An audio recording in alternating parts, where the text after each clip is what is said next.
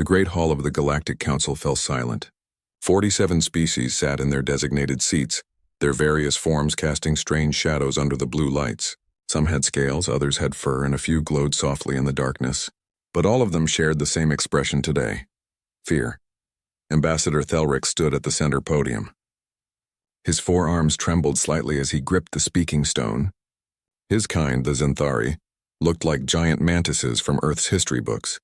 Their green exoskeletons usually shimmered with confidence, but today, Thelric's looked dull and tired. "We are losing," he said simply. His translator made the words sound flat and emotionless, but everyone could hear the desperation behind them. The Vrex Collective has destroyed the Kepler Gate defense fleet. 80% casualties. They are coming for our core worlds now. Murmurs spread through the hall like wildfire. Some delegates clicked their mandibles in distress. Others released chemical signals of fear that the air filters struggled to clean. The Vrex Collective had been unstoppable for 3 years. They consumed everything in their path. Entire civilizations had vanished, their worlds turned into lifeless husks. Chancellor Morvax, leader of the council, raised his 6-fingered hand for silence. The old Calthian's skin had faded from bright purple to a worried gray. He had led the council for 30 cycles, but nothing in his long life had prepared him for this. "What options remain?" Morvax asked, though his tone suggested he already knew the answer. "None that we have not already tried," replied General Corseth, head of the council military. The reptilian commander's scales were scarred from 100 battles. "We have thrown everything at them. Our best weapons barely scratch their shields. Our fastest ships cannot match their speed. Every battle is a massacre." Thelric straightened his posture. He knew what he had to say next would cause an uproar. He had debated this moment for weeks, losing sleep cycles over it, but time had run out. "There is one option we have not tried," Thelric said carefully. "One species we have not asked for help." The hall erupted. Delegates shouted over each other. Some banged their appendages on their desks. Chancellor Morvax had to call for order 3 times before the noise settled. "You cannot be serious," hissed Ambassador Velktar of the Sylph Dominion. The snake-like being's eyes glowed red with anger. "The humans? Those barbaric primitives who rejected our generous offer of membership? Who sealed themselves behind their star system like frightened children?" "Barbaric, yes," Thelrix agreed calmly. "Primitive? I am not so sure anymore." He pulled up a holographic display. Images appeared in the center of the hall, showing Earth's solar system. The Sol system, as humans called it. It had been quarantined for 200 years, ever since first contact had gone terribly wrong. 2 centuries ago we met humanity, Thelrix continued. They were violent, unpredictable. They fought wars among themselves even as we spoke of peace. When pirates attacked their colony ship, the human response was so brutal that 3 species filed formal complaints. We labeled them as dangerous and suggested isolation. They agreed and sealed their borders. "Exactly my point," Velktar interrupted. "They are savages. What help could they possibly offer?" Thelrix manipulated the display, zooming in on the outer edges of the Sol system. Strange structures appeared. Massive stations, weapons platforms, ships in configurations no one recognized. "Our long-range scouts have detected unusual activity," Thelrix explained. "Humanity has not been idle during their isolation. They have been building, developing. There are rumors, whispers from traders who venture too close to their borders, stories of weapons that violate council laws, technologies we deemed too cruel to use." General Corseth leaned forward, his interest piqued. "What kind of weapons?" "We do not know the details," Thelrix admitted. "But traders speak of human ships that move faster than anything we have built, of kinetic weapons that strike with the force of small stars, of artificial intelligences that guide swarms of drones. All things our ethics committees banned centuries ago." The hall fell silent again. This time it was a different kind of silence. Not fear of the Vrex, but uncertainty about humanity. Chancellor Morvax spoke slowly. "You suggest we invite the wolves to save us from the tigers?" "I suggest we have no other choice," Thelrix replied. "The Vrex will reach our core worlds in 3 months. Perhaps less. If we do nothing, we will be extinct in a year. If humans are as dangerous as we fear, then perhaps that is exactly what we need." The debate lasted for hours. Some delegates argued passionately against involving humanity. Others reluctantly agreed that desperate times called for desperate measures. In the end, the vote was close. 25 species in favor, 22 against. The humans would be contacted. 3 weeks later, Thelrix found himself aboard a small diplomatic vessel, approaching the edges of human space. His crew was nervous. The last ship that crossed this boundary without permission had been vaporized instantly. Thelrix sent the agreed-upon codes and waited. The response came within seconds. A voice speaking perfect galactic standard, crisp and professional. Zenthari vessel, this is Earth Defense Station 12. State your purpose. I am Ambassador Thelrix of the Galactic Council, he transmitted. I request an audience with your leaders. We require assistance in a matter of galactic security. There was a pause. Thelrix imagined humans on the other end, discussing whether to vaporize his ship or hear him out. Proceed to coordinates we are sending now, the voice finally said. Deviate from the flight path and automated defenses will engage. We will send an escort. The escort arrived within minutes. 3 human ships, each no larger than a standard fighter craft, but they moved with unnatural precision. Their hulls were dark, almost invisible against space except for their running lights. As they guided Thelrix's ship deeper into the Sol system, he saw more of humanity's defenses. Weapon platforms orbited every major planet. Massive railguns pointed outward, their barrels wider than his entire ship. Missile batteries capable of launching thousands of projectiles. And everywhere patrol ships moving in complex patterns, their formations suggesting military precision beyond anything the Council employed. They took him to a space station orbiting Mars. It was enormous, easily the size of a small moon. The station's architecture was purely functional, with none of the artistic flourishes most species preferred. Everything about it screamed efficiency and purpose. Thelrix was escorted through corridors filled with humans in military uniforms. They all stopped to stare at him. Some looked curious, others hostile. One young human touched his weapon nervously as Thelrix passed. The ambassador felt very small and very alone. Finally, he was brought to a conference room. A single human woman waited for him. She wore a crisp black uniform with silver insignia. Her hair was pulled back severely and her blue eyes studied him with cold calculation. She stood when he entered. Ambassador Thelrix, she said, her translator rendering her words in Zenthari. I am Admiral Sarah Kowalski, Commander of Earth Defense Fleet. Please sit. Thelrix settled into a chair designed for various alien anatomies. Admiral Kowalski sat across from him, her hands folded on the table. 200 years, she said quietly. That is how long it has been since the Galactic Council told us to stay away.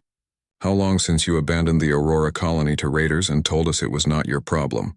How long since you called us barbaric and suggested we remain in our corner of space? Thelrix's mandibles clicked nervously. He had read the historical files. He knew humanity had legitimate grievances, I remember. Thelrix said carefully. The Council failed you then. I will not pretend otherwise. But now the galaxy faces extinction. The Vrex Collective is destroying everything. In 3 months, they will reach the core worlds. We are asking for help. Admiral Kowalski's expression did not change. Why should we care what happens outside our borders?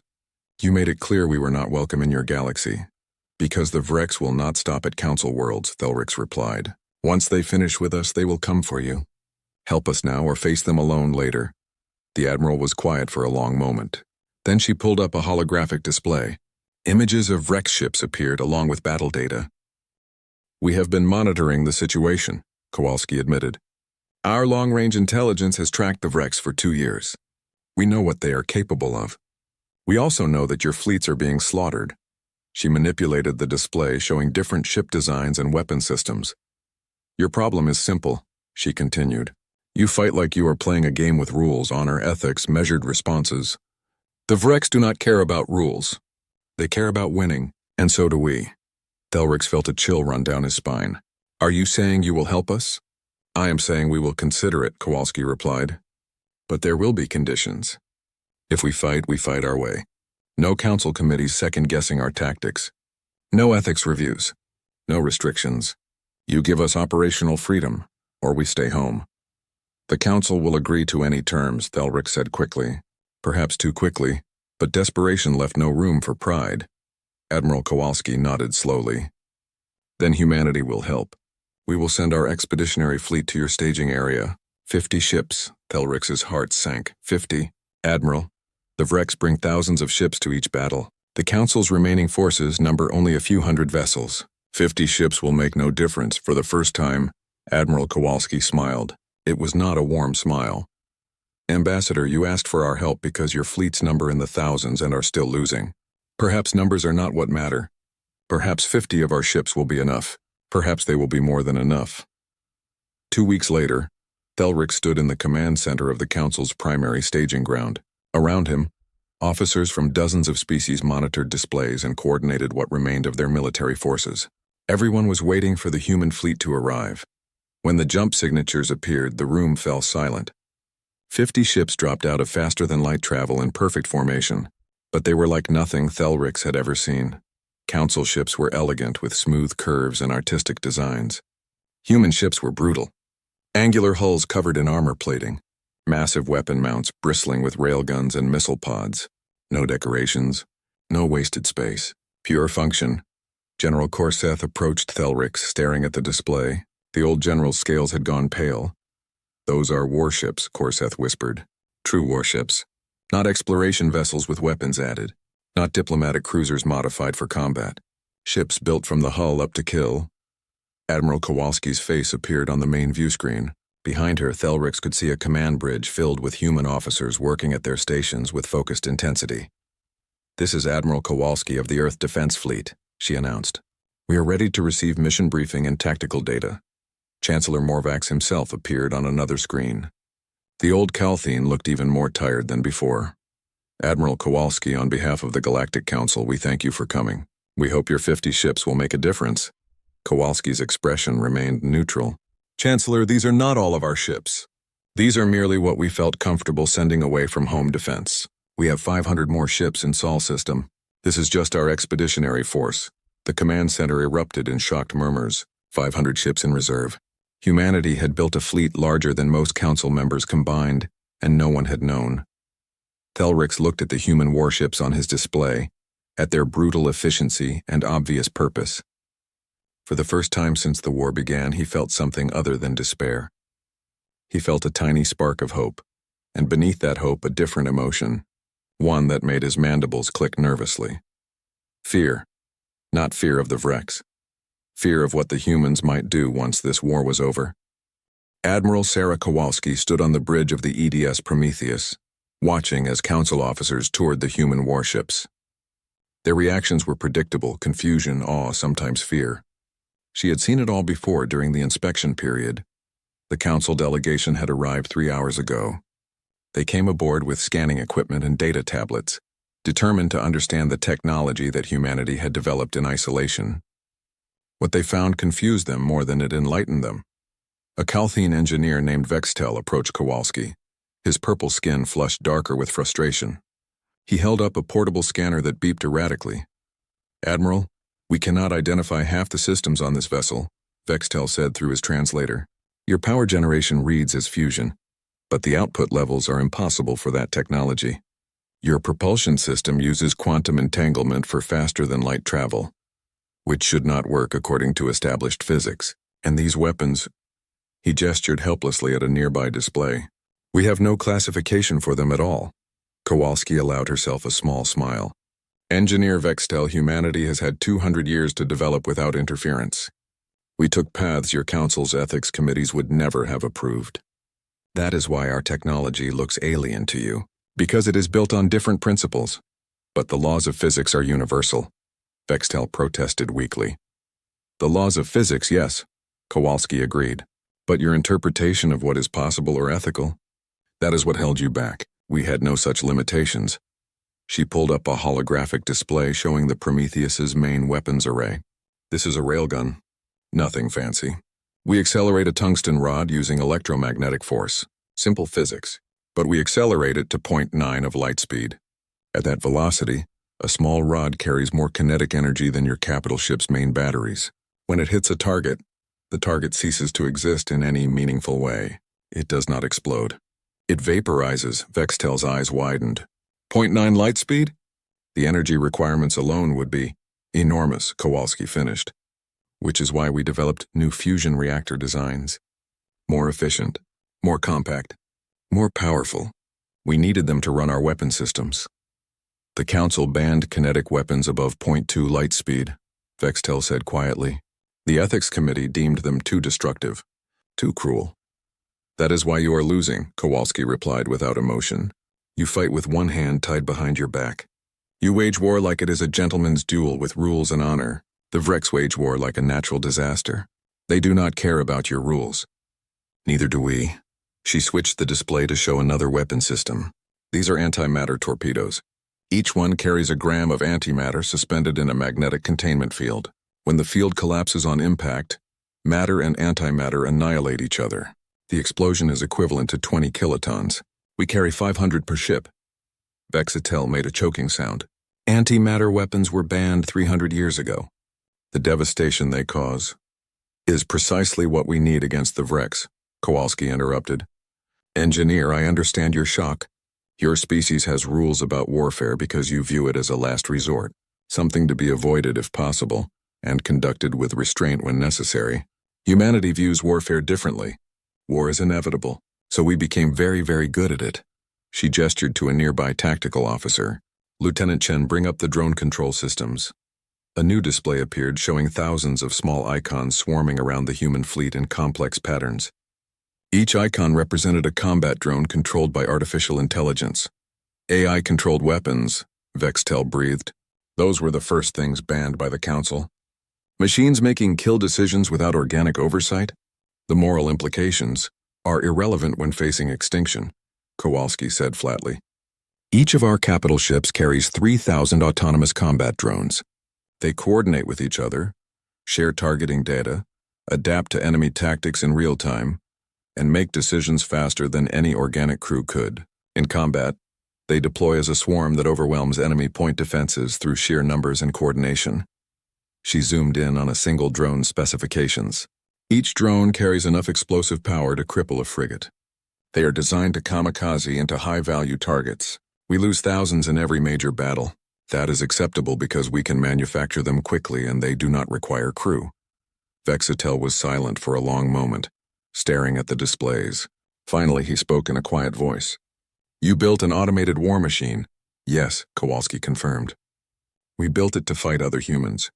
We fought brutal proxy wars across the Sol system for 50 years. Mars against Earth, the Belt against the inner planets, Europa's colonies against Titans. We killed millions of each other. We developed these weapons to kill our own kind. And then we realized how stupid that was and unified. But we kept the weapons. We kept building. Because we knew that someday, someone out there might threaten us, and we would be ready. A voice interrupted from across the bridge. Admiral, Ambassador Thelrix is requesting to speak with you. Kowalski nodded. Put him through. Thelrix's insectoid face appeared on the main screen. Even through the alien features, Kowalski could read his nervous energy. Admiral Kowalski, I have just received word from Council Intelligence.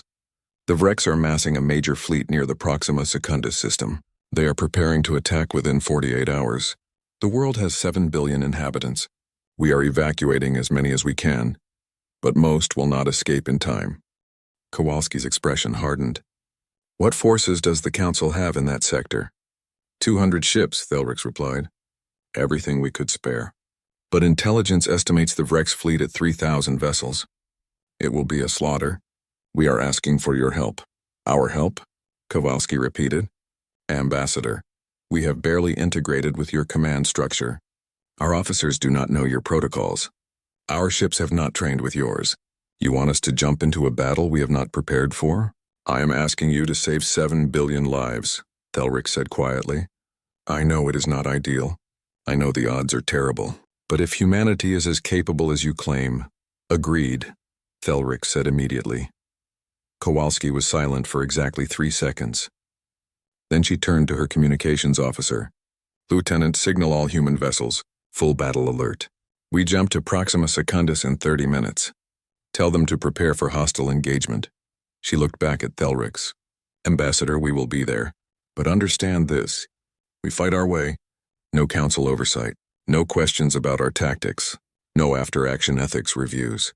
We go in, we destroy the Vrex fleet, we leave. Agreed? Agreed, Thelrix said immediately. Thank you, Admiral. The people of Proxima Secundus, thank you. The screen went dark. Kowalski turned to her crew. They were already moving, each officer performing their tasks with practiced efficiency. This was what they had trained for. what humanity had prepared for across 2 centuries of isolation. XO status report, Kowalski ordered. Commander Marcus Webb, her second-in-command, pulled up fleet readiness displays. All vessels reporting green across the board, Admiral. Reactors at maximum output. Weapon systems charged. Drone bays loaded and ready. The fleet can jump on your command. How long until Council forces are ready? Kowalski asked. They estimate 6 hours to prepare their fleet for combat operations, Webb replied. Kowalski shook her head. 6 hours to prepare for battle. No wonder they are losing. Send them our jump coordinates. Tell them to catch up when they can. We are not waiting. Admiral, jumping in without support, Webb began. Is exactly what we need to do, Kowalski interrupted. The Vrex will not expect us. They have never faced human weapons. We hit them hard and fast while they are still figuring out what hit them. By the time Council forces arrive, the battle will already be decided. Webb nodded sharply.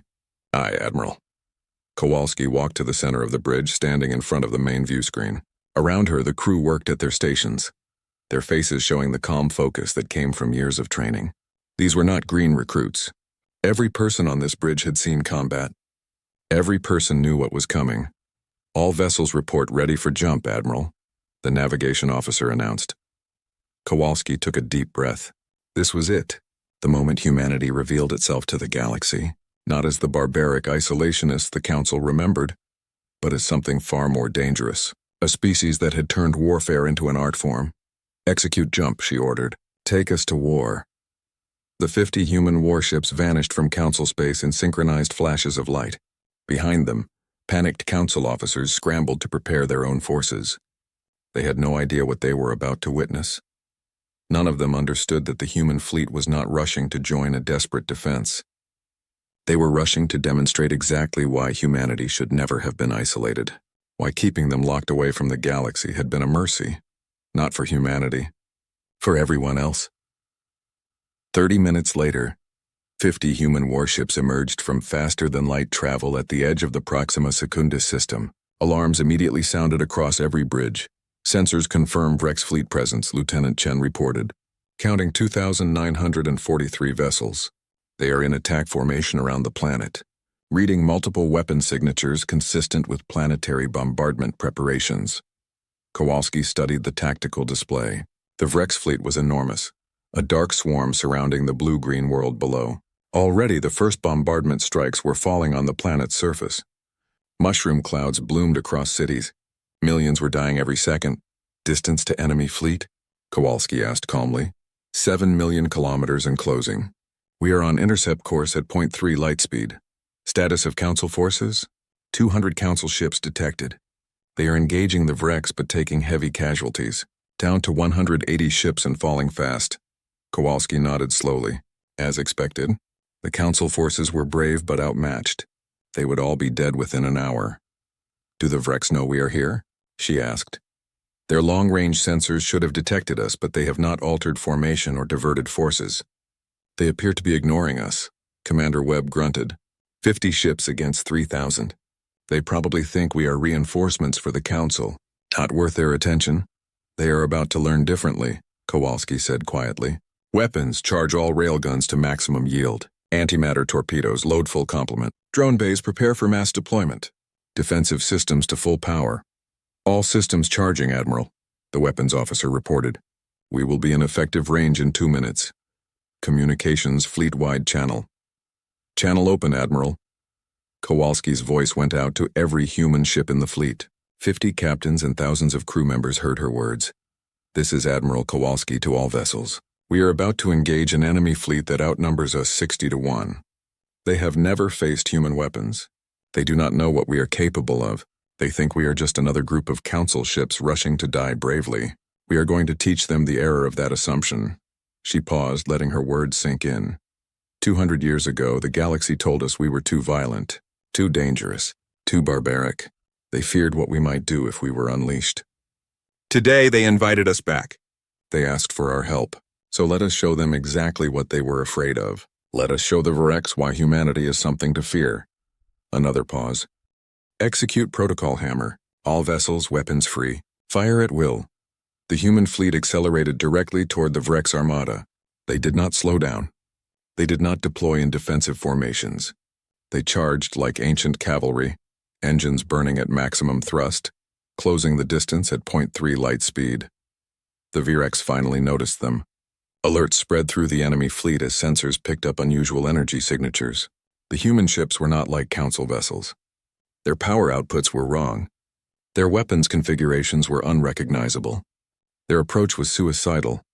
Fleet Commander Vormak of the Vrex Collective watched the human ship's approach on his tactical display. His species had evolved from pack hunters on a harsh world. They understood violence in a primal way. They had conquered 67 civilizations through sheer brutality and overwhelming force. Nothing frightened them, until today. Something about these new ships made Vormak's combat instincts scream warnings. They moved wrong, accelerated wrong. Their formations suggested purpose and calculation that felt familiar in a disturbing way. Like looking into a mirror and seeing something predatory staring back. Destroy them, Vormak ordered. All forward batteries target those ships. I want them eliminated before they reach effective weapons range. 300 Vrex warships opened fire simultaneously. Energy beams and plasma torpedoes streaked across space toward the human fleet. It was enough firepower to vaporize a planet's surface. It should have annihilated the 50 human ships instantly. The weapons struck the human shields, and nothing happened. Kowalski watched as the Vrex barrage hit her fleet. The shields flickered, turning white-hot for a moment, then returned to normal. The quantum-hardened ablative shields distributed the energy across multiple dimensions, shunting most of it away harmlessly. Shield status, she said calmly. Shields holding at 97%, Admiral. Enemy weapons are ineffective.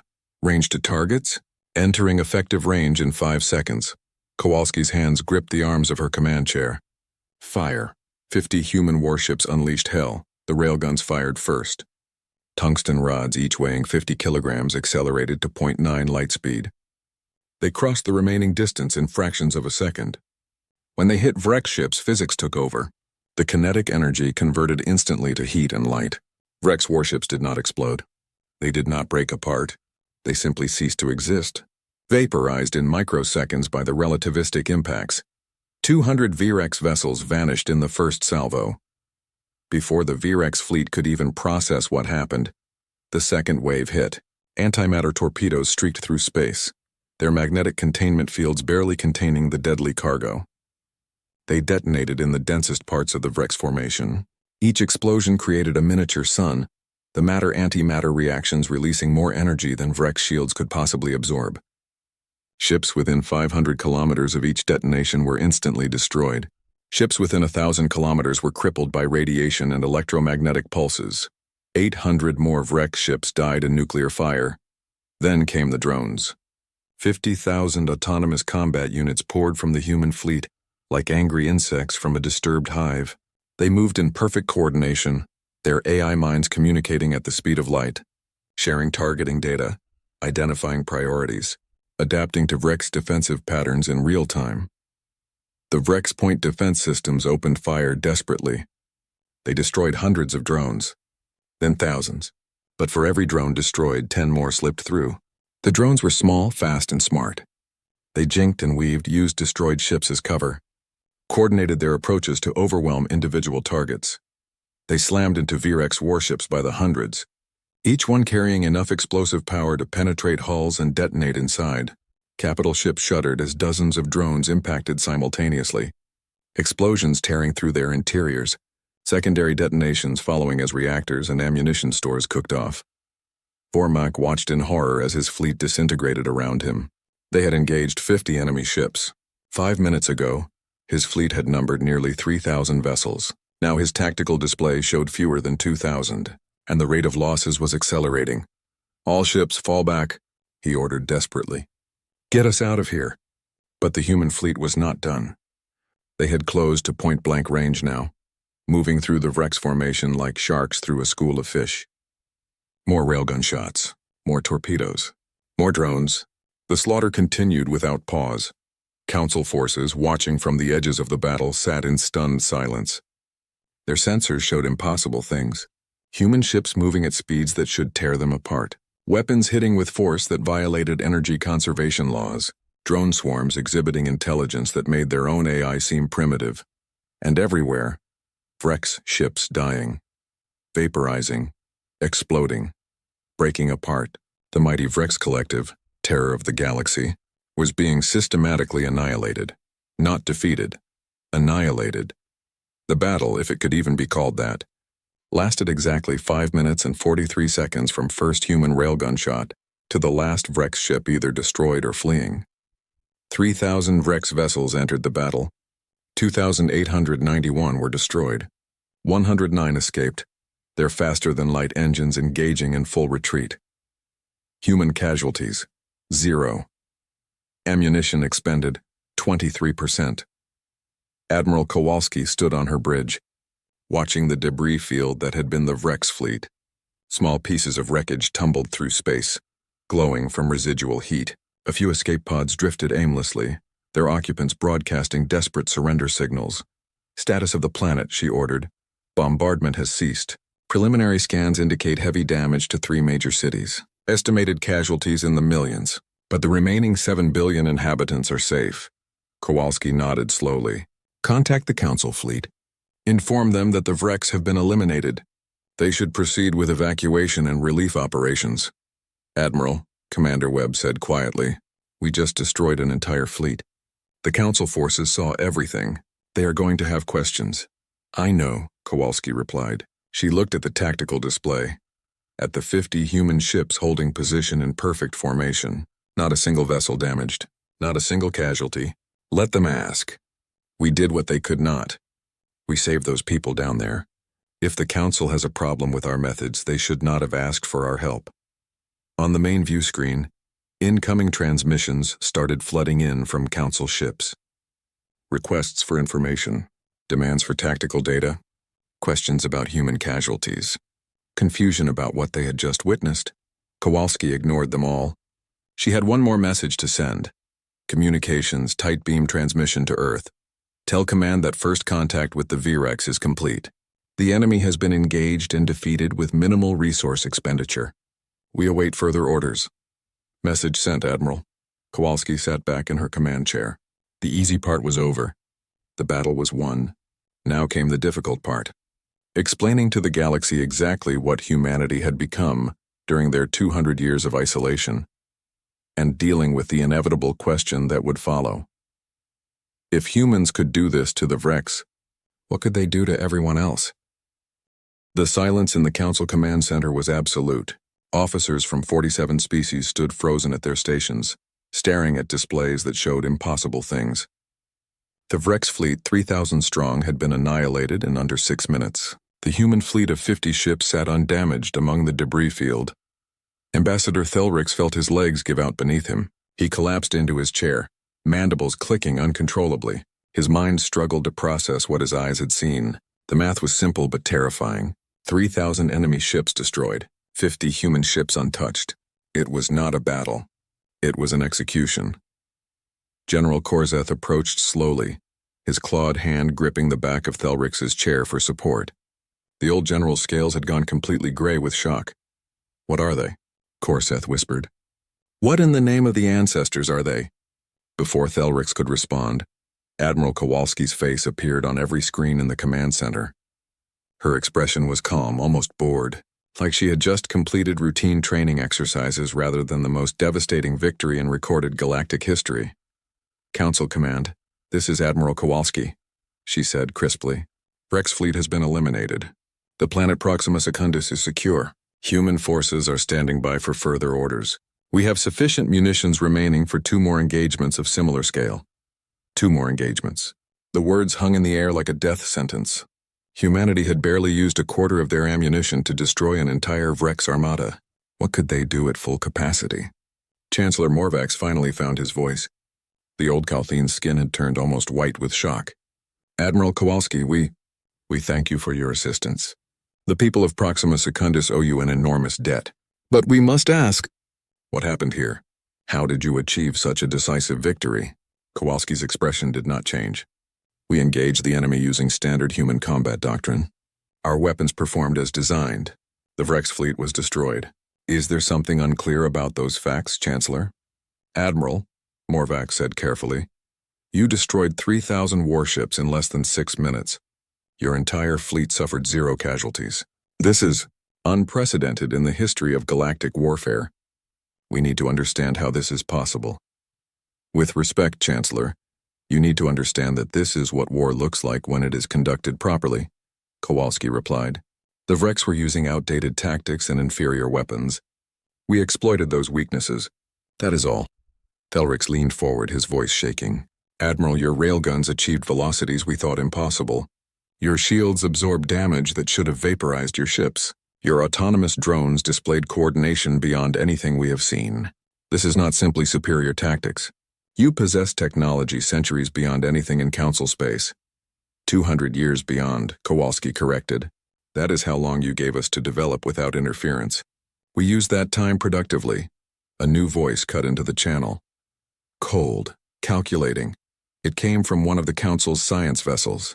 Admiral Kowalski, this is Research Director Malketh. I have been analyzing your weapon signatures. The kinetic energy of your railgun projectiles exceeds the theoretical maximum for electromagnetic acceleration. The antimatter reactions show containment efficiency that violates thermodynamic principles. Your faster-than-light drives leave quantum signatures that should not exist. How is any of this possible? Kowalski smiled slightly. Director Malketh, your theories assume certain limitations that we decided to challenge. Your laws of physics are correct. Your assumptions about what those laws allow? Not so much. That is not an answer, Malketh snapped. I am asking for... You are asking for information about human military technology, Kowalski interrupted. Information that humanity considers classified. If the Council wishes to understand our weapon systems, you can submit a formal request through diplomatic channels. I am sure our government will give it all the consideration it deserves. The implied refusal was clear. Humanity would not be sharing their secrets, not now, perhaps not ever. Chancellor Morvax raised a hand for calm. Admiral, we do not wish to create tension between our peoples. You have proven your capabilities beyond any doubt. The Galactic Council is grateful for your assistance. We are simply trying to understand our new allies. Understood, Chancellor, Kowalski replied. But the Council should also understand something important. We came here because you asked for help. We destroyed the Virex because it needed to be done. But we are not your military. We are not your weapons. We are an independent power offering temporary assistance. Do not mistake our cooperation for subordination. The command center fell silent again. Every species present understood the message. Humanity was not asking to join the Galactic Council. They were not seeking approval or integration. They were stating a simple fact. We are here. We are powerful. Deal with it. Thelrix made a decision. Someone had to bridge this gap before it became unbridgeable. Admiral Kowalski, may I come aboard your vessel? I would like to discuss the next steps in this campaign. Face to face, if you will permit it. Kowalski considered for a moment. Permission granted, Ambassador. Transmitting docking coordinates now. Come alone. 20 minutes later, Thelrix found himself back aboard the EDS Prometheus. The human crew eyed him with expressions ranging from curious to hostile. He could not blame them. 200 years of isolation, caused partly by the Council's treatment of humanity. That kind of resentment did not fade easily. Admiral Kowalski met him in the same conference room as before. This time, Commander Webb stood behind her. The XO's expression was carefully neutral, but Thelrix sensed the protective stance. These humans were loyal to each other. That much was clear. Ambassador Thelrix, Kowalski said, gesturing to a seat. You wanted to discuss next steps. What did you have in mind? Thelrix settled into the chair, trying to project calm despite his internal turmoil. Admiral, what happened today will change everything. The entire galaxy just watched humanity destroy the most feared military force in known space. Within hours, every major power will be analyzing that battle. Within days, they will be asking questions. Within weeks, they will be making decisions about how to respond to humanity's existence. Let them, Kowalski replied. Humanity is not seeking their approval. I understand that, Thelrix said carefully. But you must understand the position this puts the Council in. For 3 years, we have been losing a war of extinction. We begged humanity for help because we were desperate, and now in a single battle, you have proven that you could have ended this war at any time. You could have saved billions of lives, but you chose not to, because we isolated you 2 centuries ago. Kowalski's expression hardened. We chose not to intervene because it was not our war. The Vrex were your problem. You only made them our problem when you came asking for help. If you are looking for an apology for our delayed response, you will not get one. I am not looking for an apology, Thelric said quickly. I am trying to help you understand how the Council will react. There are species on the Council who will see today as proof that humanity should never have been isolated, that we made a terrible mistake 200 years ago. But there are others who will see today as proof that humanity is too dangerous to exist, that you are a threat that must be contained before you turn on us. Commander Webb leaned forward, his voice hard. Is that a threat, Ambassador? No, Thelric said firmly. It is a warning. I am trying to help you navigate the politics that are about to explode across Council space. Because like it or not, Admiral, humanity is now part of galactic affairs. You cannot destroy 3,000 warships in front of witnesses and expect to return to isolation afterward. Kowalski was quiet for a long moment. Then she sighed. You are right, of course. We knew this was inevitable. Earth Command hoped we could finish this war quickly and quietly, but that ship has sailed. So tell me, Ambassador, what do you suggest? Transparency, Thelric replied immediately. Not about your technology. I understand that must remain classified. But about your intentions. The galaxy needs to understand that humanity is not seeking conquest, that you came to help, not to conquer. We did come to help, Kowalski said, but the Council should also understand that we are not the gentle, peaceful species they might hope for. We are warriors, Ambassador. We spent 200 years fighting each other, perfecting the art of war. We unified because we realized the real threats were external, not internal. But we did not lose our edge. We sharpened it. Then help me understand that edge, Thelric said, because I am trying to advocate for humanity among my people. I am trying to convince them that you are potential allies, not future enemies. But I need to understand what drives you, what humanity wants from this galaxy. Kowalski stood and walked to the viewport. Outside, human warships hung in perfect formation against the stars. Beyond them, the blue-green curve of Proxima Secundus was visible, scarred but surviving. What does humanity want? She repeated quietly. 200 years ago, we wanted acceptance. We wanted to explore the stars, make friends, share knowledge. The galaxy told us no, told us we were too violent, too primitive, too dangerous. So we went home. We built our own civilization. We thrived without the Council's help. She turned to face Thelric directly. Now, we want to be left alone. We want our independence respected. We want the galaxy to acknowledge that we exist on our own terms, not theirs. And we want to ensure that no one ever threatens Earth or her colonies. That is all. We are not seeking to conquer anyone. We are not interested in building an empire. We just want our corner of space and the strength to keep it safe. Then why help us? Thelric asked. If all you want is isolation, why risk your ships and your people for a council that rejected you? Because the Virex would not have stopped with you, Kowalski replied. Eventually, they would have come for us. Better to stop them now while we have allies, even reluctant ones, than face them alone later. Strategic pragmatism, Ambassador. Nothing more. Thelric nodded slowly. He believed her. Perhaps that was naive, but something in her tone rang true. Humanity was not seeking conquest. They were seeking security. The problem was their definition of security involved weapons capable of destroying fleets in minutes. I will carry your message to the Council, Thelric said. I will advocate for peaceful coexistence and mutual respect. But, Admiral, you must give me something to work with. Some gesture that proves humanity's good intentions. Kowalski thought for a moment. Very well. We will share limited tactical information about the Virex. Ship capabilities, weapons loadouts, standard tactical formations. Nothing about human technology, but enough to help Council forces defend themselves better. Will that suffice? It is a start, Thelric replied. Thank you, Admiral. Do not thank me yet, Kowalski said grimly. This war is not over. Today was one battle. The Vrex Collective is vast. They have lost a fleet, but they have hundreds more scattered across their territory. They will retaliate, and when they do, they will be ready for us. The next battle will not be so easy. Will you stay? Thelric asked. Will humanity continue to fight alongside us? For now, Kowalski confirmed. But understand that our commitment is conditional. If the Council tries to dictate our tactics or question our methods, we leave. If Council politics interfere with military operations, we leave. We are here to win this war, not play games. Are we clear? Crystal clear, Admiral, Thelric replied. As Thelric's shuttle departed the Prometheus, he looked back at the human fleet. 50 ships. Just 50, And they had changed the course of galactic history in 6 minutes. What would happen when Earth sent the rest of their fleet? What would happen when humanity revealed the full extent of their military power? He hoped the galaxy was ready for the answer. Because ready or not, humanity had arrived, and the universe would never be the same.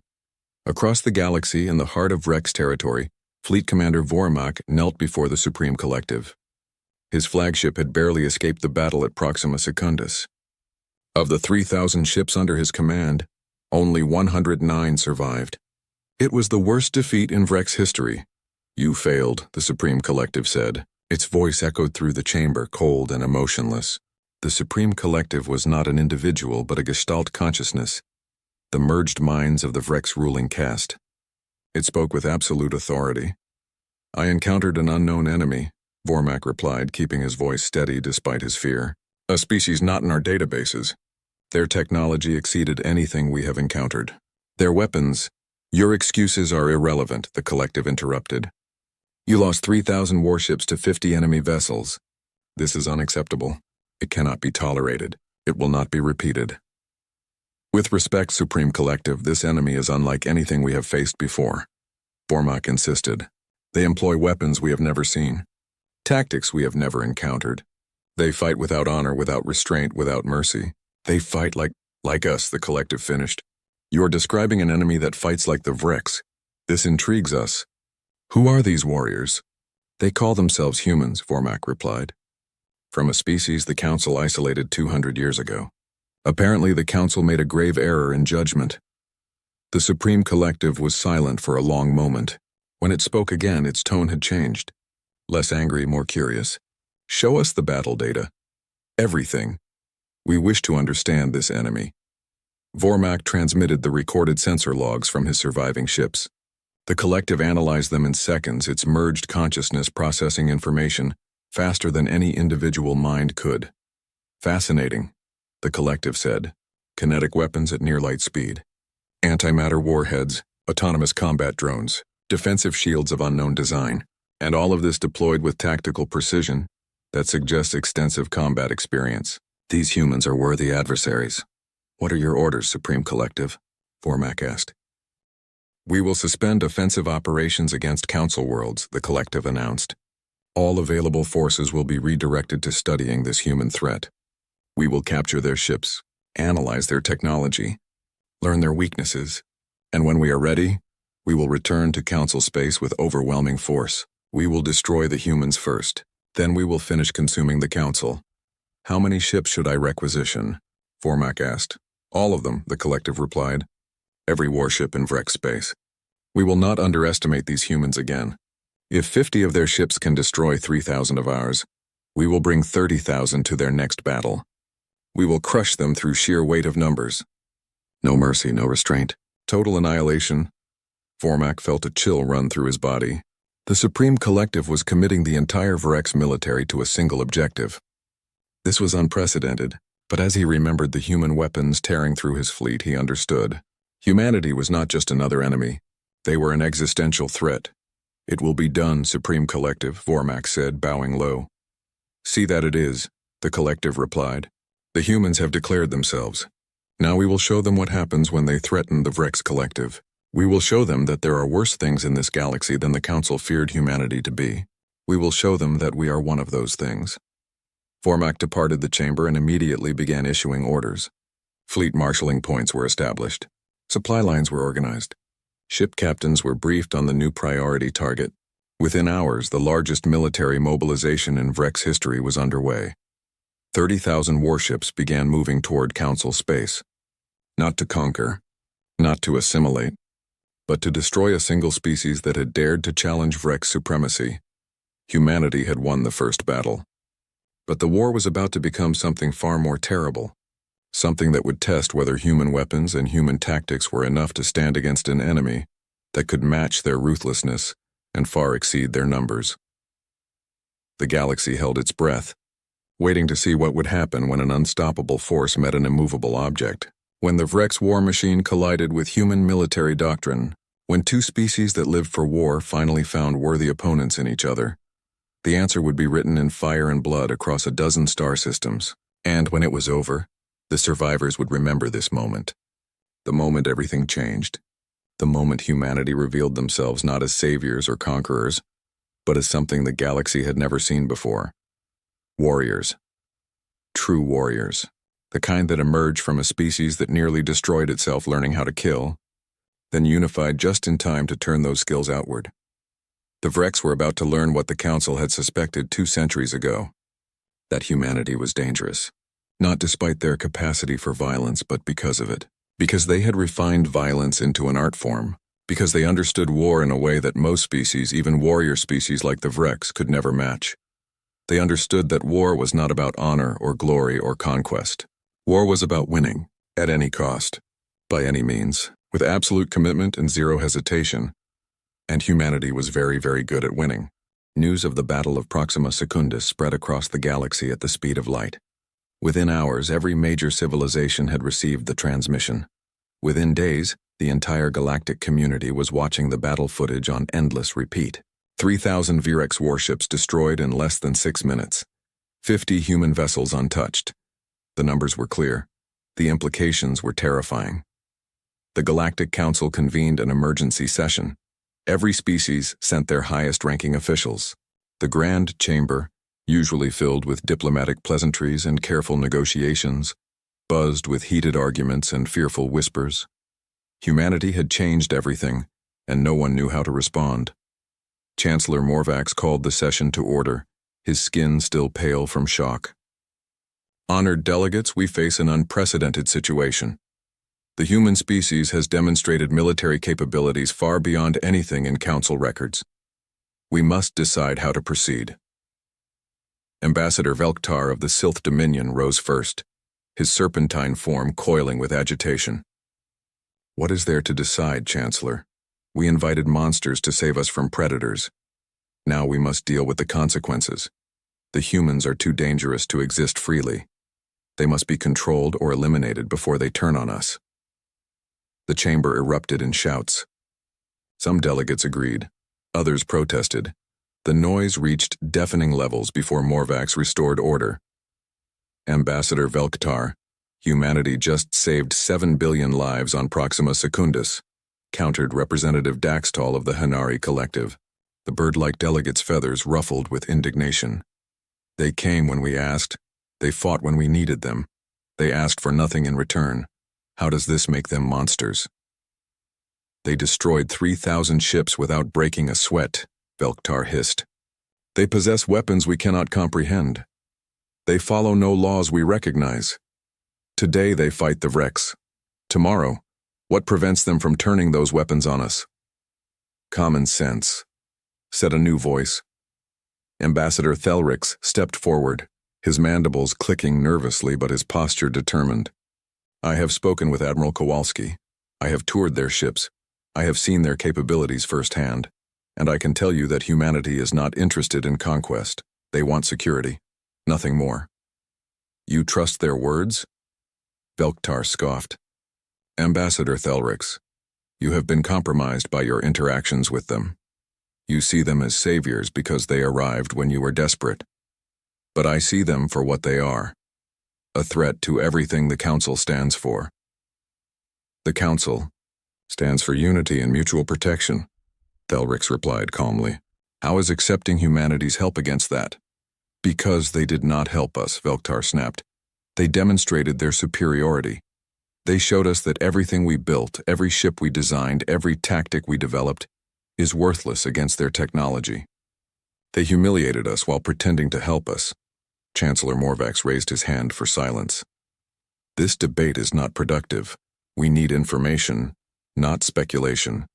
I have invited human representation to this session. They will address our concerns directly. The main doors opened. Admiral Sarah Kowalski entered the chamber, flanked by 2 human officers.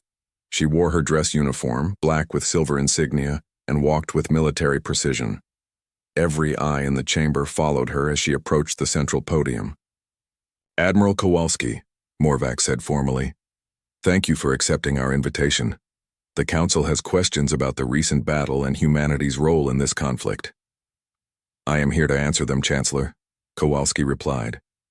Her voice was steady, professional, showing none of the tension that filled the room. Velktar did not wait for formal protocols.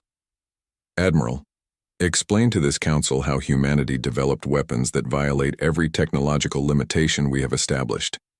Explain how 50 ships destroyed 3,000. Explain how you possess capabilities that should not exist. Kowalski turned to face the Serpentine ambassador directly.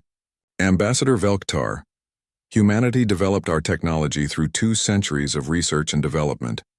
We had no council oversight limiting our innovations, no ethics committees declaring certain avenues of research off limits.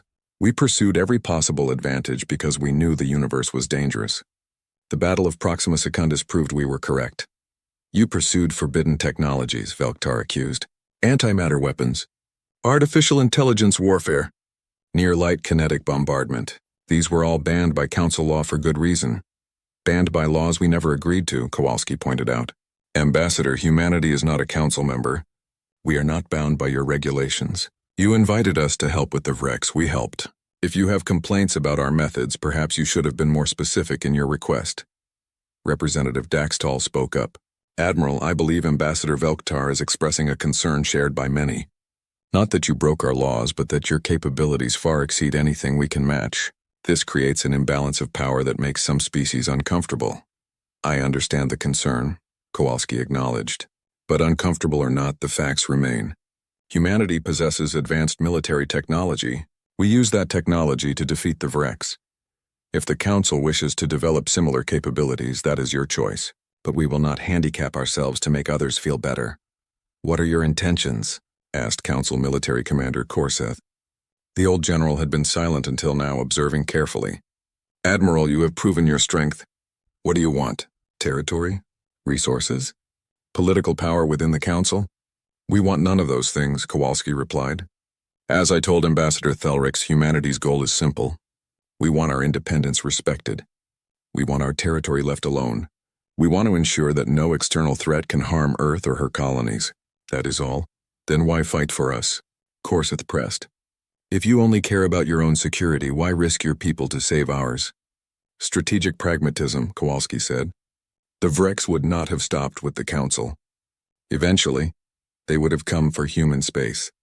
Better to stop them now while we have potential allies than face them alone later. Additionally, this conflict allows us to field test our weapons and gather intelligence on major galactic threats. It serves multiple purposes. The brutal honesty of her answer shocked some delegates. Others nodded in understanding. At least the humans were not pretending their motives were purely altruistic. Chancellor Morvax leaned forward. Admiral Kowalski, the Council appreciates your assistance. But we need assurances. The galaxy needs to know that humanity will not use its power to threaten other species. Can you provide such assurances? No, Kowalski said bluntly. I can tell you that humanity has no current plans for conquest or aggression against Council members. I can tell you that we prefer peaceful coexistence. But I cannot guarantee anything beyond that. If another species attacks human territory, we will respond with overwhelming force.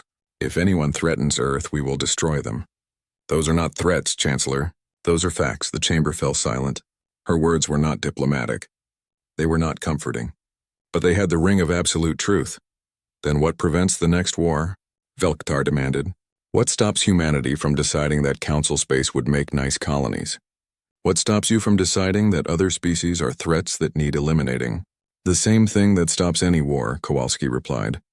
Mutual deterrence, cost-benefit analysis, common sense. Ambassador, we could conquer Council space if we wanted to. Our military superiority makes that clear. But why would we? We have everything we need in Sol system. We have no interest in governing alien populations or managing interstellar empires. War is expensive. Peace is profitable. We choose peace until someone forces us to choose war. Pretty words, Velktar muttered. But words are cheap. Then let me offer something more concrete, Kowalski said. Humanity is willing to enter into a mutual defense pact with the Galactic Council. We will commit to defending Council space from external threats. In return, the Council recognizes human sovereignty over Sol system and our colony worlds. We establish formal diplomatic relations. We share limited technological information that helps the Council defend itself without giving away classified military secrets. This creates a framework for peaceful coexistence based on mutual benefit. Thelrix's mandibles clicked excitedly. This was more than he had hoped for. A formal alliance between humanity and the Council would stabilize the entire region and give both sides reason to maintain peace. But Velktar was not convinced. And if the Council refuses this offer? What then? Kowalski's expression hardened. Then humanity finishes helping you defeat the Vrex, returns to Sol system and seals our borders. You will never see us again unless you come looking for trouble. We are offering partnership. If you refuse, we offer isolation. Those are the only two options. Chancellor Morvac stood, his aged body moving with surprising energy. The Council will need time to debate this proposal. But personally, Admiral, I support the idea of formal alliance. We have fought the Vrex for 3 years. We have lost millions. Humanity ended a major engagement in 6 minutes. That is the kind of ally we need. There is one more thing the Council should know, Kowalski said quietly. Our intelligence indicates that the Vrex are marshaling their entire military for a massive counterattack. They are not giving up. They are preparing to come at us with everything they have. Tens of thousands of ships. Perhaps more. They will not make the mistake of underestimating us again. The chamber erupted in panic. Delegates shouted questions. Some called for immediate evacuation of core worlds. Others demanded military mobilization. The fear that had been briefly pushed aside by the victory at Proxima Secundus came flooding back. How long do we have? Korseth demanded. Unknown, Kowalski replied. Weeks at minimum. Months at maximum. The Vrex are mobilizing forces from across their territory. When they come, it will be with overwhelming numbers. This will be the decisive battle of the war. Can you win? Morvac asked simply.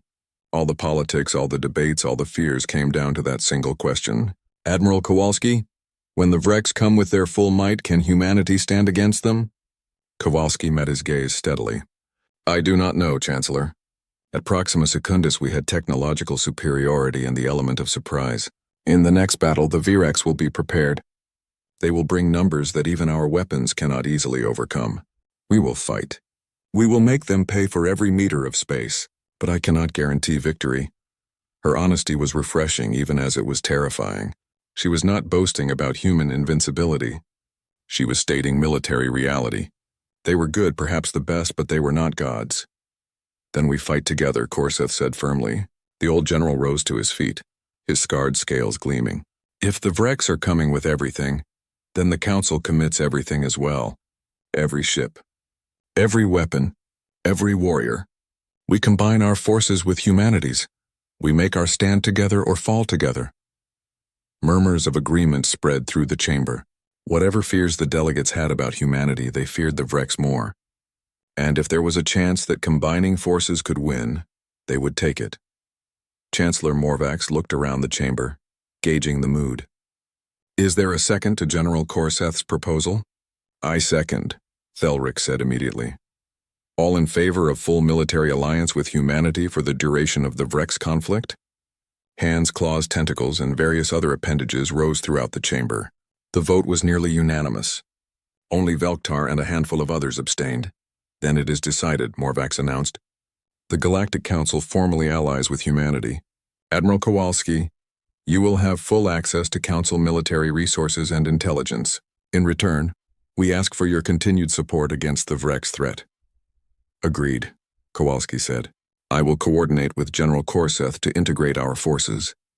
We have a lot of work to do and not much time to do it.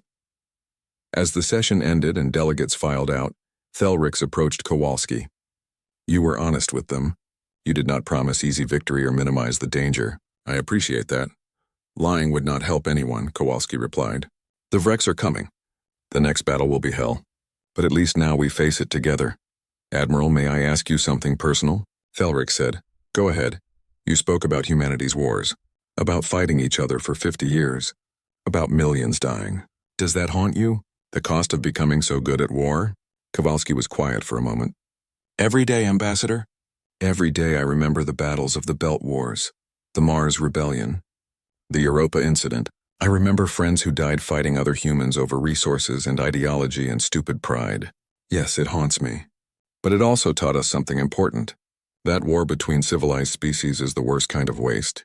That we need to direct our capacity for violence outward, against real threats, not inward against each other. That lesson cost millions of lives. I will not let those deaths be meaningless. You carry a heavy burden, Thelrix observed. So do you, Kowalski replied. You convinced your people to trust humans, to ally with monsters, as Velktar called us. That took courage. I convinced them because I believe you meant what you said, that humanity wants peace. We do, Kowalski confirmed. But Ambassador, understand something. We want peace because we know the cost of war, not because we fear it. There is a difference. And in the coming battle, the Vrex will learn that difference the hard way. Across the galaxy, in Vrex territory, Fleet Commander Vormak stood aboard his new flagship, watching as thousands of warships gathered. This was just one of 30 assembly points. At each one, 1,000 ships prepared for war. The largest military force the Vrex had ever assembled. All for one purpose: destroying humanity. The Supreme Collective's voice echoed through his mind. Status report. Assembly is proceeding as planned, Supreme Collective, Vormak reported. 28,000 warships have reached their marshalling points. Another 5,000 are en route. We will be ready to launch the offensive within 3 weeks. The humans will not expect such numbers, the Collective said with satisfaction. They defeated 3,000 ships through technological surprise. But technology means nothing when buried under sufficient mass. We will overwhelm them. 30,000 ships against their 50. Even their weapons cannot kill fast enough. What of the Council forces? Vormak asked. Intelligence suggests they are combining their fleet with the humans. Irrelevant, the Collective replied. The Council's weapons are ineffective against our shields. Only the humans pose a real threat. Once they are eliminated, the Council will fall within weeks. We will assimilate everything. Their worlds, their resources, their populations. All will serve the Vrex. Vormak felt the familiar anticipation of battle. This time would be different. This time they would not underestimate the enemy. This time they would bring overwhelming force. And this time, the humans would learn that there were some enemies that even advanced technology could not defeat. The countdown had begun. 3 weeks until the largest space battle in galactic history. 3 weeks until humanity's weapons faced a test beyond anything they had encountered. 3 weeks until the galaxy learned whether 50 human ships and their Council allies could stand against 30,000 Vrex warships bent on total annihilation. The stakes could not be higher. If humanity won, they would secure their place among the stars and cement the alliance with the Council. If they lost, the Vrex would consume everything. Earth would fall. The Council would collapse. An entire section of the galaxy would go dark. There would be no middle ground. No negotiated settlement. No honorable retreat. Just war, pure and absolute. Survival or extinction. That was all that remained. And on both sides, warriors prepared for battle, knowing that the outcome would echo through history for generations to come. 23 days after the Battle of Proxima Secundus, the largest fleet ever assembled in galactic history gathered at the Kepler Gate. 550 human warships stood in perfect formation, their dark hulls absorbing light like holes in space. Around them, 800 Council vessels from 47 different species formed a protective sphere. This was it. The final stand. Everything came down to what happened in the next few hours. Admiral Sarah Kowalski stood on the bridge of the EDS Prometheus, watching the tactical displays. Her fleet had grown. Earth Command had sent 500 additional ships. Every available human warship now stood ready for combat. This was not a token force. This was the full might of humanity's military. Sensor contact, Lieutenant Chen reported. Multiple jump signatures at extreme range. Counting. Admiral, I am reading 30,317 Vrex vessels. They are emerging from faster than light in attack formation. 30,000. The number was staggering. Even prepared for it, Kowalski felt a cold weight settle in her stomach. The Vrex had brought everything. Every ship, every weapon, every warrior. They were not here to fight a battle. They were here to wage total war. Status of Council forces? Kowalski asked calmly. All 800 ships reporting ready, Admiral, Commander Webb replied.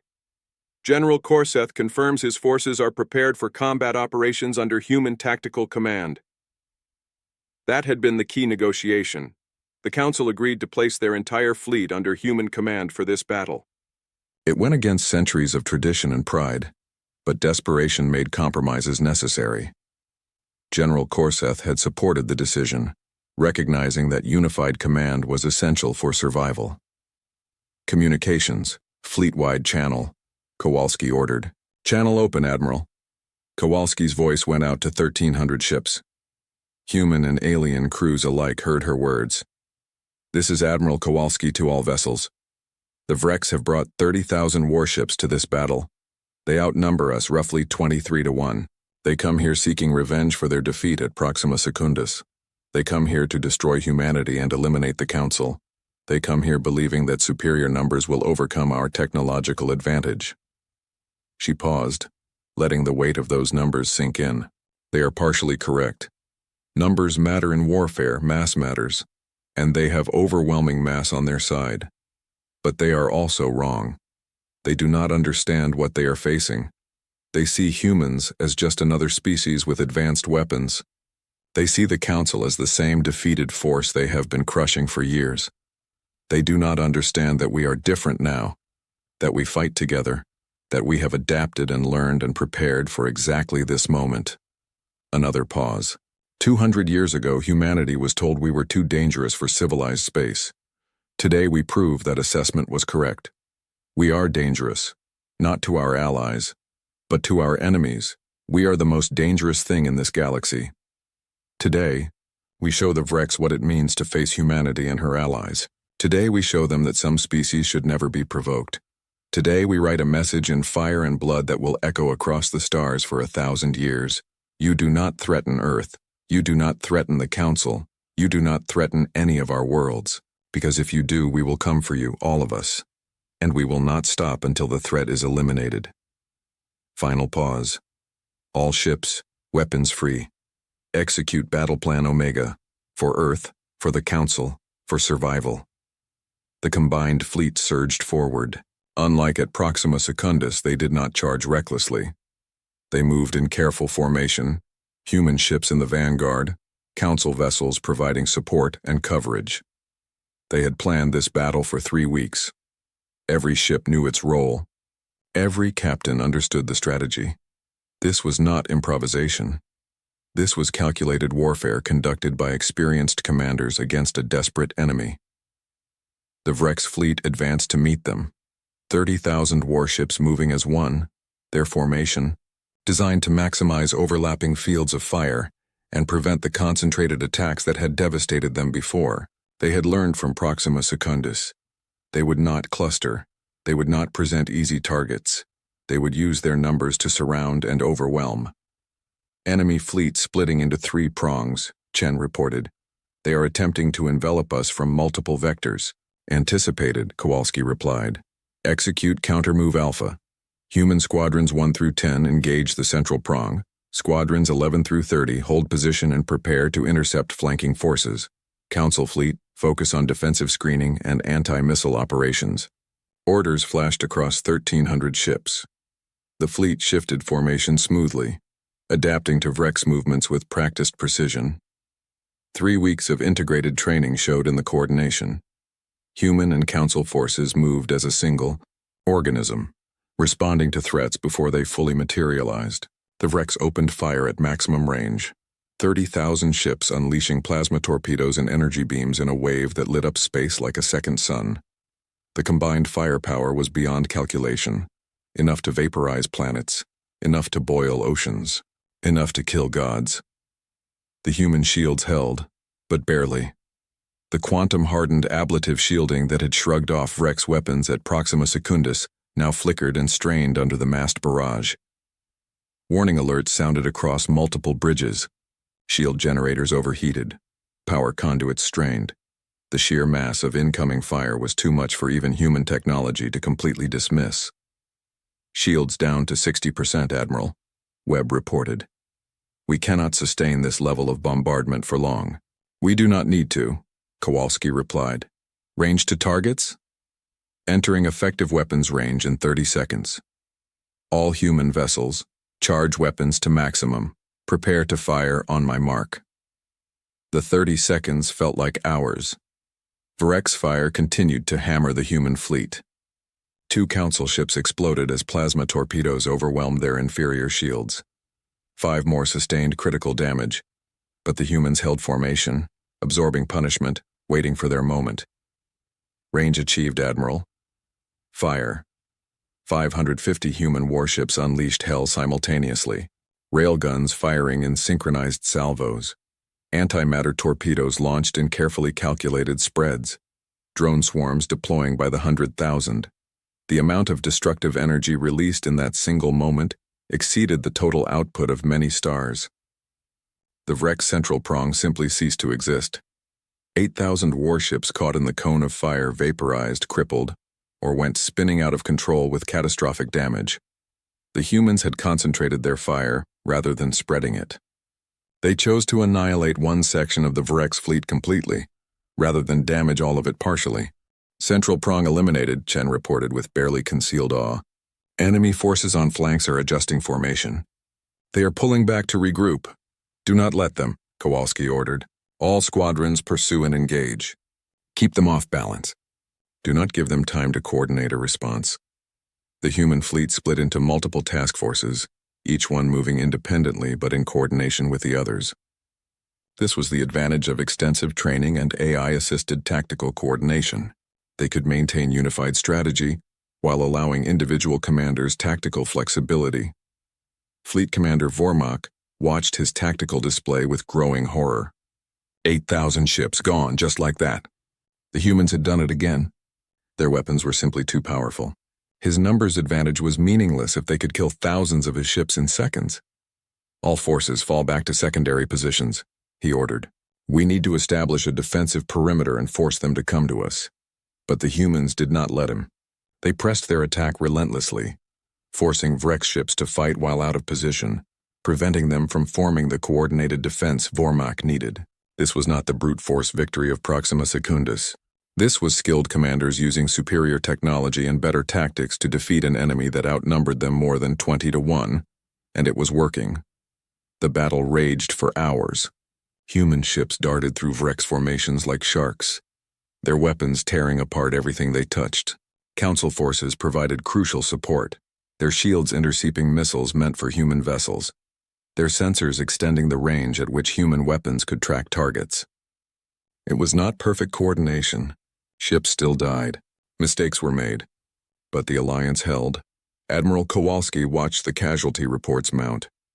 20 human ships destroyed, 37 damaged, 112 council vessels lost. Against those losses, the Vrex had lost over 17,000 warships. The numbers favored the alliance, but the cost was staggering. Every destroyed ship represented thousands of dead crew members. Every human casualty was someone who had trained and fought and trusted her command. Admiral, the Vrex are breaking formation, Webb reported. They are falling back across all sectors. It looks like a general retreat. Confirm it, Kowalski ordered. Make sure this is not a tactical withdrawal. Chen checked his displays. Confirmed.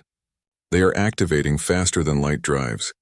The Vrex fleet is retreating from the system. A cheer went up across multiple bridges. Human and council crews celebrated together. They had done it. They had faced 30,000 Vrex warships and won. The impossible victory was theirs. But Kowalski did not celebrate. She studied the tactical display, watching the remaining Vrex ships flee. 13,000 had escaped. 13,000 warships still existed. The Vrex were not destroyed. They were defeated, yes, bloodied, but not eliminated. Status report, she ordered. 20 human ships destroyed, 37 damaged but repairable, Webb replied. Council forces report 112 vessels destroyed, 240 damaged. We sustained approximately 15% casualties. The Vrex lost over half their fleet. Will they come back? Someone asked. Kowalski was quiet for a moment. Eventually, maybe, but not soon. We broke their main force. It will take years for them to rebuild, maybe decades, and by then, we will be even stronger. She opened a channel to the fleet. All ships, excellent work today. You fought with courage and skill. The victory is yours. Well done. Another cheer echoed through the fleet. This time, Kowalski allowed herself a small smile. They had earned this moment. They had faced overwhelming odds and prevailed. That was worth celebrating. Ambassador Thelrix appeared on her view screen, his mandibles clicking with obvious joy. Admiral, on behalf of the Galactic Council, I thank you. You saved us. You saved all of us. We saved each other, Ambassador, Kowalski replied. Your ships fought bravely. Your people died alongside ours. This victory belongs to the Alliance, not just humanity. The Council will not forget what happened here, Thelric said seriously. We came into this war divided and desperate. We emerged united and victorious. That is the gift humanity gave us. Not just military aid, but the example of what we could be when we work together. Ambassador, I have a request, Kowalski said. Anything, Admiral. Formally invite humanity to join the Galactic Council. Full membership. Equal voting rights. Mutual defense pact. The works. It is time we stopped being outsiders looking in. It is time we became part of this galaxy properly. Thelric's mandibles clicked rapidly with surprise and pleasure. Admiral, I will personally sponsor that proposal. After today, I doubt anyone will vote against it. Welcome home, humanity. Welcome home. As the fleet began organizing rescue operations and damage assessment, Kowalski looked out at the stars. 200 years ago, humanity had been rejected, cast out, told they were too dangerous. Today, they had proven that assessment both right and wrong. They were dangerous, incredibly dangerous, but they were dangerous to the right people, to threats, to enemies, to those who would harm the innocent. And now, finally, they were coming home. Not as conquerors, not as saviors, but as equals, as partners, as members of a galaxy that was learning that sometimes you needed dangerous allies to face dangerous threats. Her grandmother had been on the Aurora colony when it was abandoned. Kowalski had grown up hearing stories of how the Council turned its back on humanity when they needed help. That betrayal had shaped human policy for 2 centuries. But now she thought perhaps they could move past it. Perhaps the wounds could heal. Commander Webb, she said quietly. Yes, Admiral. Send a message to Earth. Tell them the war's over. Tell them we won. Tell them we are coming home. And tell them we are not alone anymore. Webb smiled. Aye, Admiral. It will be my pleasure. Across the galaxy, news of the battle spread even faster than before. 30,000 Virex warships defeated. The Alliance victorious. Humanity proven. The Council saved. Within days, the entire galactic community knew what had happened. Within weeks, the political landscape changed completely. Species that had been neutral suddenly wanted human technology. Civilizations that had been skeptical now sought alliances. The Vrex, humbled and defeated, retreated to their core worlds and went silent. For the first time in living memory, the galaxy was at peace. The Galactic Council formally invited humanity to join as full members. The vote was unanimous. Even Ambassador Velktar voted in favor, recognizing that opposing humanity now would be both pointless and dangerous. Earth accepted the invitation, and for the first time in 200 years, humans walked the halls of the Council as equals rather than petitioners. Admiral Kowalski was offered multiple promotions and honors. She declined most of them. She did accept one, a joint commission as both Earth Defense Fleet Admiral and Council Military Advisor. Someone had to make sure the alliance held. Someone had to ensure that humans and aliens continued working together. She would be that bridge. Years later, historians would look back at the Battle of Kepler Gate as the turning point, the moment when humanity rejoined galactic civilization, the moment when the Council learned that unity made them stronger, the moment when the Vrex learned that there were species they could not defeat. But for those who fought there, who bled there, who lost friends there, it would always be something simpler. The day they proved that working together even the impossible could be achieved. The day humanity stopped being the scary outsiders and became trusted allies. The day the galaxy learned that sometimes the most dangerous species can also be the most valuable friends. Admiral Sarah Kowalski stood in her quarters aboard the Prometheus, looking at a photo of her grandmother, the woman who had survived the Aurora colony abandonment. The woman who had instilled in young Sarah a healthy distrust of aliens and a burning determination to ensure Earth would never be vulnerable again. We did it, Babcia, Kowalski whispered in Polish. We made them respect us. We made them see us as equals, and we did it without becoming the monsters they feared. I hope that makes you proud. Outside her window, human and alien ships worked side by side, repairing damage, tending wounded, sharing supplies. The barriers were not gone. Trust was still fragile, but it was a start. A real start. And sometimes, Kowalski thought, that is all you can ask for. A chance to prove yourself. A chance to build something better. A chance to turn former enemies into future friends. Humanity had been given that chance, and they had seized it with both hands. The war was over. But the real work, the work of building lasting peace, was just beginning. It would take years, decades, generations maybe, but for the first time in 200 years, humanity and the galaxy were working toward that goal together. And that was worth everything they had sacrificed to achieve it.